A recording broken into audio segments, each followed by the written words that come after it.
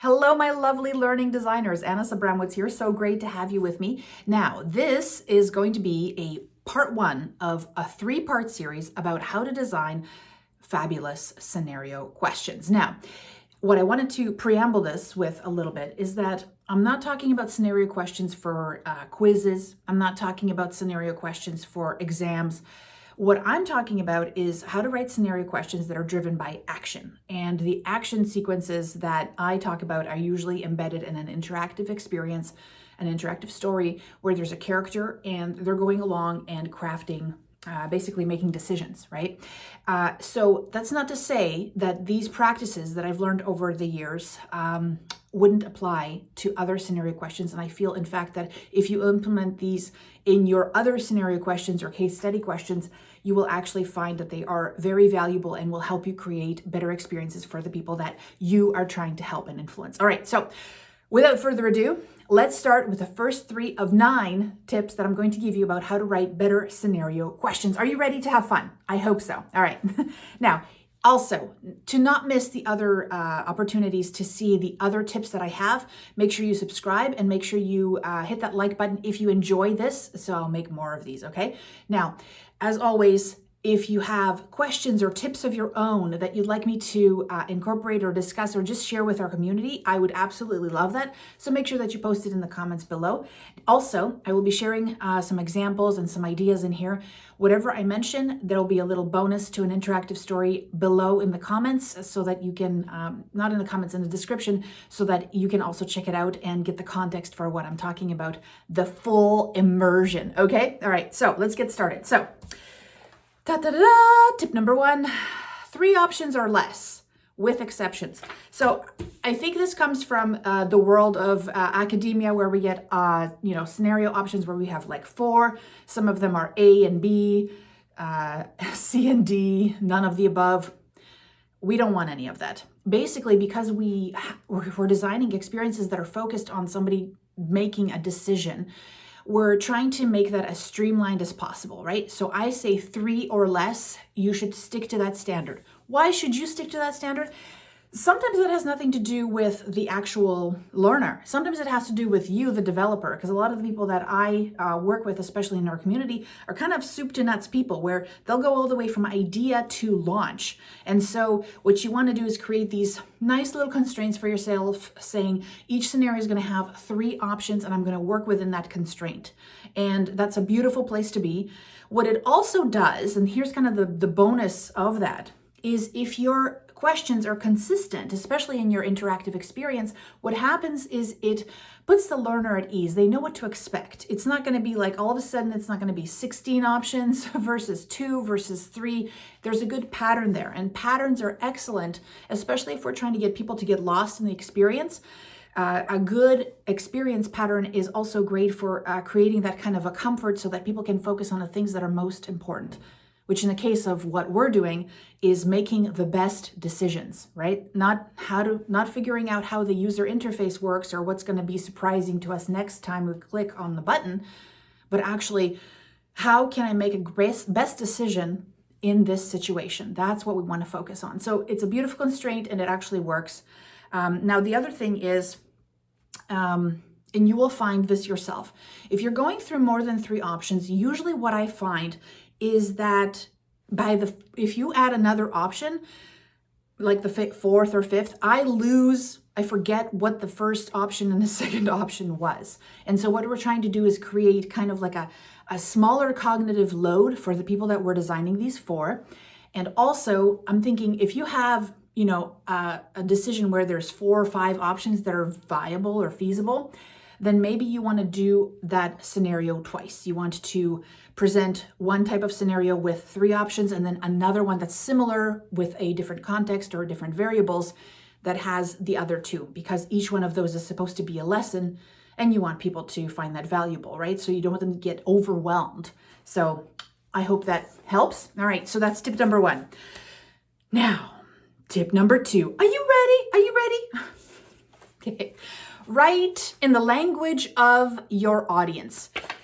And I know a lot of these you'll be like, Anna, of course, I know that. That's duh, right? But I find that a lot of times what we do is we take the formal and we bring it into our questions. And the thing is, your questions are supposed to be a representation of what somebody's thinking in that moment. So when somebody comes to a decision, let's say they're in a team setting and they have to call on somebody, and that person is maybe hasn't responded well in the past, and you're trying to say, okay, what would you do next? And one of the things you want to do is phrase those choices that the person is presented with in a way that they would almost be like, that's just coming out of my head. That's the way I would think. And that's very important for you to do, because if the language is kind of wonky or too formal or too out of the book, then what happens is it kind of jars them out of the experience and makes them focus on words instead of focusing on the actions. So one of the things you want to do is make sure that not only are you getting like what's somebody thinking and representing that in your statement, but also that you're then taking the next step and simplifying it even further, because that makes a difference, right? So it's easy for them to understand and then decide quickly on which is the best course of action. Now, there's a tip here that I want to just suggest to you, and it's a tool that I've used that has really helped me refine my language. Now, if you know anything about writing, you'd know Ernest Hemingway, right? And what I found out years ago, which is like so surprising to me because I came from academia, I came from academic writing. I've got some, some degrees in English and literature. And one of the things that I didn't know anything about was the readability index of articles, of anything, right? And so what I found out is that Ernest Hemingway, who was one of the, if not the most prolific writer and the most well-known writer in the world, he wrote at a grade 4 level. And I used to believe that readability had something to do with comprehension or like how smart something was and that you'd have to dumb things down. But actually, readability has everything to do with clarity of language, with simplicity at its most beautiful. Kind of like, if you think about something like the most powerful campaigns in the world, marketing, advertising campaigns, they use simple words like think different, right? It's just 2 words, but it embodies so much. And that's really what you're looking for. That simplicity and clarity, which doesn't mean that your message is in any way diminished. In fact, your message, it's, if you're able to take the time to refine it, you actually will use less words to say the same thing, right? So what I did is there's a lot of people who studied Hemingway and realized that that's why his writing is so spreadable, is because his ideas are at a grade 4 level, represented that way. So they created an app. I hope you check it out. It's called Hemingway app, and it's free online, or you can pay $20 and just have it forever on your computer and desktop, and you can save documents. It's totally worth it, but it will teach you that. So I suggest that you always run everything that you're going through, whether it's learning related or even in email, you run it through that app because it helps you to hone your language. Because as far as I'm concerned, we could design any experiences that we wanted, but if the language sucks, people won't resonate with it. And as far as I'm concerned, one of the most powerful design pieces that you have out there as an instructional designer, and I don't think people think about language in that way. Language is a part of your design. Language is a part of a great user interface. Language is a part of a great experience. Language is a part of your persuasion as well. So if you can hone that skill, that's going to set you above a lot of other people who don't think that it's as important as maybe visual design. And those things actually just complement each other and go together. So check out Hemingway app. I'll put a link underneath the video for you to check it out. Because readability is huge in our projects, huge. The other thing is that, and I already mentioned this, is that when you're designing, using this simple language, this clear, concise language, one of the things that happens is you want the options that are listed, like, you just had this leadership thing and you're trying to say, what do you do next?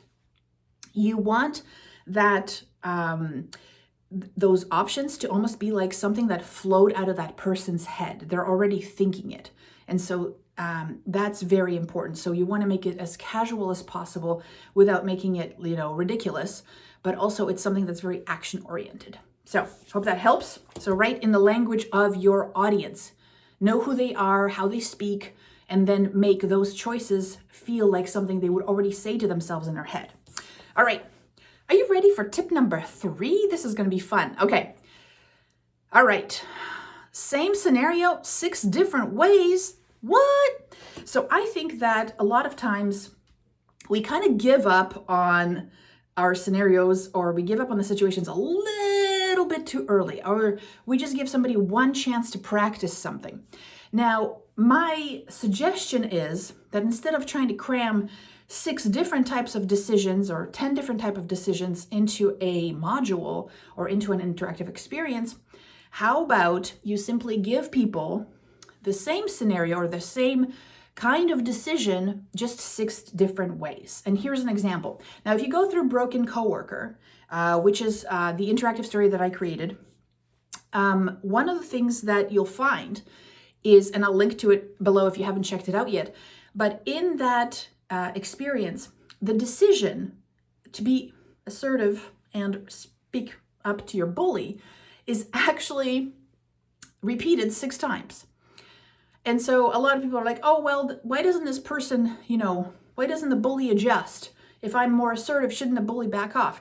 And one of the things I wanted to kind of really drive home with that experience is that we are creating safe environments for somebody to practice something and get some really meaningful contextual feedback so that they start getting it for themselves. They start seeing the patterns of actions, things like that.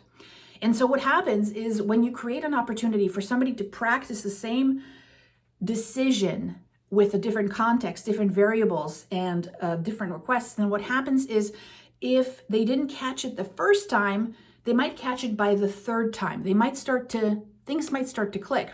And it's kind of like, that's the way we structured it in Broken Coworker. So what happened is we had, and I love having conversations after somebody's gone through that experience, because I see which scenario it was where it finally clicked for them about what they were supposed to do and what it means to be assertive. So there was a social media scene in there where one of the characters, Emma, asks the protagonist, Sam, to go on Facebook so that she could share her Cancun pictures with him.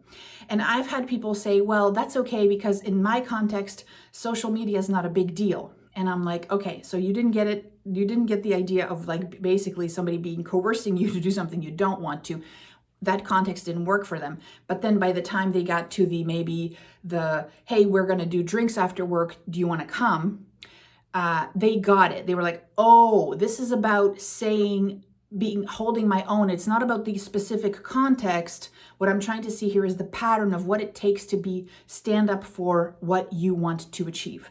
And that to me is very fun. And that's where I think there's a missed opportunity. So if you have a specific situation or a specific decision that you want to reinforce, how about instead of moving on to the next thing, you just say, okay, can I help them make this decision 3 or 4 more times, practice this, maybe with different contexts, different variables, different people, different situations, but the decision is actually exactly the same because I'm trying to follow a pattern. And the same could go for other soft skills like leadership, like confidence. You get the gist, right? So you could put somebody in like 6 different leadership positions where they really hone that particular skill. And I think that would be even more valuable than like smattering too many things together to try and get through as many different scenarios as possible.